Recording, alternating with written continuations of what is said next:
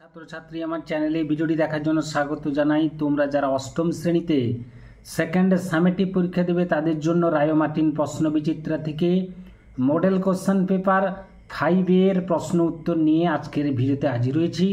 আশা করি ভিডিওটি শুরু থেকে শেষ পর্যন্ত মনোযোগ সহকারে দেখবে, তাতে অনেক উপকৃত হবে। তো চলো এবার শুরু করা যাক। প্রথম প্রশ্ন, একের দাগে দাঁড়াও কবিতাটি কবি কার পাশে দাঁড়াতে বলেছেন? সঠিক উত্তর হবে কয়ের দাগে মানুষের পাশে দাঁড়াতে বলেছেন। পরবর্তী প্রশ্ন, একের দাগে তোমাকে সেই সকাল থেকে দেশ মতো মনে পড়ছে। কিসের মতো? তোমার মতো মনে পড়ছে। পরবর্তী প্রশ্ন, একের দাগে কে সন্ধ্যা প্রদীপ দিচ্ছিল? উত্তর হবে সন্ধ্যা প্রদীপ দিচ্ছিল রমা। একের দাগে প্রশ্ন, অত্যন্ত গুরুত্বপূর্ণ প্রশ্ন, রমার ভাইয়ের নাম কি ছিল? উত্তর হবে রমার ভাইয়ের নাম ছিল যতীন। পরবর্তী প্রশ্ন, একের দাগে এখনো প্রাণ আছে কথাটা বলেছিল কে? কথাটি বলেছিল এখানে ছেলেগুলো, ছন্ন ছাড়া বেকার যুবক বা ছেলেগুলো কথাটি বলেছিল। একের দাগে প্রশ্ন, প্রত্যয়ের তপ্ত শঙ্খধ্বনি, শঙ্খধ্বনিটি কার? উত্তর হবে ছন্ন ছাড়াদের। পরবর্তী প্রশ্ন, একের দাগে জীবিতের লক্ষণ হলো। জীবিতের লক্ষণ কি? উত্তর হবে নড়াচড়া করা, শ্বাস নেওয়া, বৃদ্ধি পাওয়া। অর্থাৎ এখানে ঘয়ের দাগে উত্তরটি হবে সবকটি। পরবর্তী প্রশ্ন, একের দাগে ডিমে জীবন থাকে কিভাবে? লুকিয়ে থাকে, না বাচ্চা হয়ে, না ঘুমিয়ে, না কোনোটি নয়। সঠিক উত্তর হবে গয়ের দাগে ঘুমিয়ে থাকে।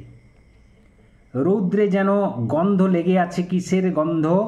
উত্তর হবে এখানে স্বপনের গন্ধ লেগে রয়েছে। কয়ের দাগে উত্তরটি হবে। পরবর্তী প্রশ্ন, একের দাগে জলসিঁড়িটির পাশে জলসিঁড়ি কি? জলসিঁড়ি হলো একটি বাংলাদেশের একটি নদীর নাম হচ্ছে জলসিঁড়ি। পরবর্তী প্রশ্ন, 2-1, আজ সকালে মনে পড়ল একটি গল্প, কোন সময়ের কথা বলা হয়েছে? উত্তর হবে 1905 খ্রিস্টাব্দে বঙ্গভঙ্গ আন্দোলনের সময়কালের কথা বলা হয়েছে। অর্থাৎ স্বদেশী যুগের সময়কালের কথা বলা হয়েছে। 2-2 দাগে প্রশ্ন, রওনা হলুম সবাই মিলে হই হই করতে করতে। কোথায় রওনা হলেন? রওনা হলেন নাটোরে। এই নাটোর অবস্থিত বাংলাদেশের অন্তর্গত রাজশাহী জেলার অন্তর্গত। সেখানে যাওয়ার জন্য অবনীন্দ্রনাথ ঠাকুর, দীপুদা, লালমোহন ঘোষ, জানকীনাথ ঘোষাল, জানকীনাথ ঘোষাল, উমেশচন্দ্র বন্দ্যোপাধ্যায় এরা সকলেই গেছিলেন। পরবর্তী প্রশ্ন, 2-3 দাগে জলে তার মুখখানা দেখা যায়। জলে কার মুখ দেখা যায়? অর্থাৎ এখানে জলসিঁড়ি নদীর জলে বুনো চালতার মুখ দেখা যায়। 2-8 দাগে প্রশ্ন, ডিঙ্গিটি কোথায় বাঁধা রয়েছে? ডিঙ্গিটি বাঁধা রয়েছে হিজল গাছে। পরবর্তী প্রশ্ন, 2-5 দাগে প্রশ্নটি হচ্ছে বুকু কোথায় বসে খেলা করছিল? বুকু তার বাড়ির বাইরে রোয়াকে বসে খেলা করছিল। পরবর্তী প্রশ্ন, 2-6 দাগে বুকুর মার নাম কি ছিল? আবার বলছি প্রশ্নটি, বুকুর মার কি কেনা ছিল?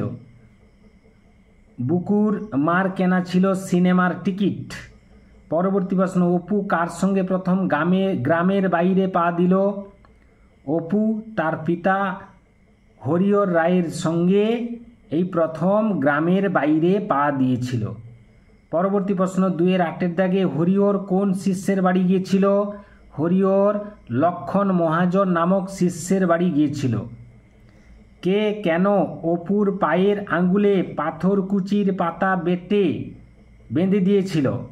অমলা বলে একটি চরিত্র বা মেয়ে চরিত্র, সে অপুর পায়ে পাথরকুচির পাতা বেঁধে দিয়েছিল। কেননা বাঁশের যে বাতা রয়েছে তার ফাঁকে পা ঢুকে অপুর পা কেটে গেছিল এবং রক্ত বেরিয়েছিল, আর তাতে অমলা এই কাণ্ডটি ঘটিয়েছিল, অর্থাৎ পাথরকুচির পাতা বেঁধে দিয়েছিল।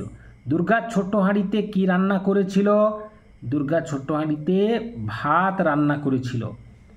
এরপরে 3-এর 1-এর দাগে প্রশ্ন, মোরা মুসলমানের ছেলে সব সইতে পারি ও পারি না। কে কথা বলেছিল? একথা বলেছিল রমাদের পীরপুরের প্রজা আকবর। প্রশ্নে উদ্ধৃত কথাটি বলেছিল। আমি কেবলমাত্র এই 3 এবং 5 মার্কের প্রশ্নের যে সংক্ষিপ্ত প্রশ্ন, সেই সংক্ষিপ্ত প্রশ্নগুলো উত্তর করে দিচ্ছি। লং প্রশ্ন তোমরা সহায়িকা বইতে সহজে বা নিমেষে পেয়ে যাবে। পরবর্তী প্রশ্ন, অঙ্কুর বের হওয়ার জন্য কি কি প্রয়োজন?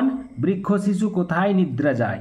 অঙ্কুর বের হওয়ার জন্য উত্তাপ, জল, মাটি প্রয়োজন। বৃক্ষ শিশু কোথায় নিদ্রা যায়? বৃক্ষ শিশু বীজের উপরে এক কঠিন ঢাকনার মধ্যে বৃক্ষ শিশু নিরাপদে নিদ্রা যায়। বুকু অবাক হয়ে ফেলফেলিয়ে মায়ের মুখের দিকে তাকিয়েছিল কেন? এই গুরুত্বপূর্ণ প্রশ্নটা তোমরা কিন্তু পেয়ে যাবে। এরপরে 4-এর দাগে যে কটা প্রশ্ন এখানে এসেছে বা তুলে ধরা হয়েছে, এই প্রশ্নগুলো তোমরা অবশ্যই কিন্তু পরীক্ষায় রেডি হয়ে বা প্রস্তুত হয়ে যাবে। এখান থেকে আসার সম্ভাবনা প্রবল থেকে প্রবলতর। কবি পাড়াগাঁয়ের দুপরকে ভালোবাসেন কেন? না দুপুরবেলা রৌদ্রে যেন স্বপ্নের গন্ধ লেগে থাকে, এটা একটি কারণ। দ্বিতীয় কারণ হচ্ছে দুপুরবেলা অপরূপ রূপে ও বিষণ্ণতায় কবি মনে মাধুর্যময় স্বপ্নাবেশ দিয়ে যায়। এই দুটি কারণের জন্য পাড়াগাঁর দ্বিপ্রহর বা দুপুর কবির কাছে খুবই ভালো লাগে। পরবর্তী প্রশ্ন 5-এর দাগে নির্দেশ অনুসারে উত্তর দাও। 5-এর 1, ছোকরার দলের কথায় আমল দেন না, হাসূচক বাক্যে পরিবর্তন করতে হবে, অর্থাৎ ইতিবাচক বাক্য পরিবর্তন করতে হবে। ছোকরার দলের কথা উপেক্ষা করেন, সঠিক উত্তর এটি। পরবর্তী প্রশ্ন 5-এর 2-এর দাগে আরও অনেকে ছিলেন, সবার নাম কি মনে আসছে এখন? না বাচক বা না সূচক বাক্য। উত্তরটি হবে আরও অনেকে ছিলেন, সবার নাম এখন মনে আসছে না। তোমরা শুষ্ক গাছের ডাল সকলে দেখিয়াছ, না সূচক বাক্যে রূপান্তরিত করো।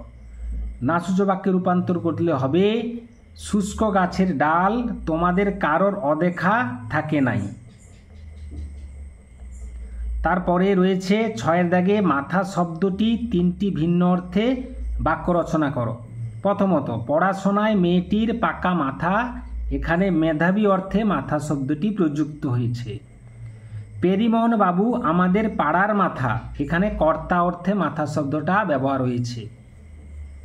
সব বিষয়ে এত মাথা ঘামিও না, এখানে চিন্তা করা অর্থে মাথা শব্দটা প্রযুক্ত হয়েছে। 7-এ দাগ প্রশ্ন, বাড়িতে অতিথি এলে তাদের কেমন আচরণ করা উচিত সে সম্পর্কে বন্ধুকে একটি চিঠি লেখো। এবার তোমরা বইতে অবশ্যই পেয়ে যাবে। এই ছিল আজকের ভিডিও। আশা করি ভিডিওটি ভালো লেগেছে।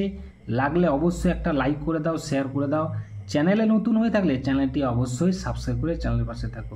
ভিডিওটি এতক্ষণ দেখার জন্য ধন্যবাদ রইল। নেক্সট ভিডিও আবার তোমাদের সঙ্গে দেখা।